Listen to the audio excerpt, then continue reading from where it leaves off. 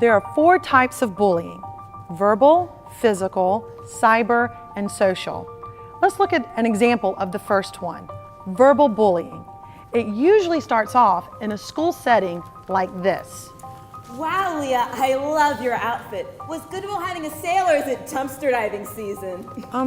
Well, it all started when my son was bullied on the school bus when he was 8 years old, and he didn't tell me for 2 weeks. And when he finally told me, I was floored. I didn't know how to handle it as a parent, so I did a lot of research, and then I took that problem to my students and opened a whole can of worms that I wasn't prepared for. Kids are being bullied and they're not talking about it. So in order to solve a problem, they decided to write a play. I already told you once and I'm not gonna tell you again, you skank.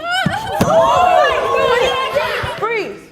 This situation has gone from physical bullying to cyberbullying. What do you think they're gonna do with their cell phones? I guess it's made us all a lot more confident, and we're all more able to talk about bullying as an issue. A lot of times it's more skirted. People don't really want to talk about it, but now of all times, we really want to talk about it. Now we're able to. When I think about how many times a week I see a child with confronting the issue of bullying, at least 3 or 4 times a week. I serve about 400 students, so several times a week I deal with 7th and 8th grade students who are coming to me with the issue of bullying. All schools, all grade levels, not just here in Beaufort County, but across the country. We noticed a trend a few years back that bullying has become pervasive, and our efforts now are to do everything that we can to combat it. We don't want her. We don't want her either. Most of the times our first instinct is to mediate, is to try to get those students together and mediate and figure out how serious it is. Always we try to teach the student conflict resolution and how they can resolve the conflict, not just on their own, but using adults in the building as well.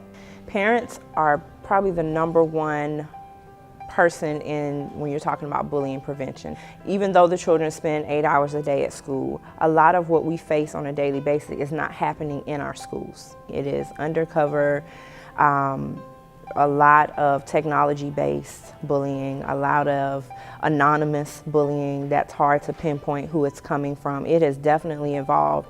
Parents can play a huge role in helping us by knowing who their children are communicating with, by doing random phone sweeps or iPad sweeps, looking at their children's technology and seeing what's on there, asking them who they're communicating with on a daily basis. Tell me about your day, just not did you have a good day, did you have a bad day? And being just as concerned about that student's social life as they are as their academic life. Beaufort County is very proactive in how we address bullying. Of course, as you know, with our best efforts, we're always going to find ways or discover that we can improve. The very best thing that we can do is make sure that the information is out for our students, our staff, our communities. We want everyone to know how to properly inform others if someone is being bullied. If the individual themselves is being bullied, we want them, of course, to know where to reach out and how to reach out so that we can have the proper resources in place to assist them. I remember when Ms. Fest came to us with the bully story, she asked us if we had ever been bullied, and she was blown away by all of our stories because everybody in our drama class has been bullied one time or another. So it gives us a sense of courage to help everybody stop it.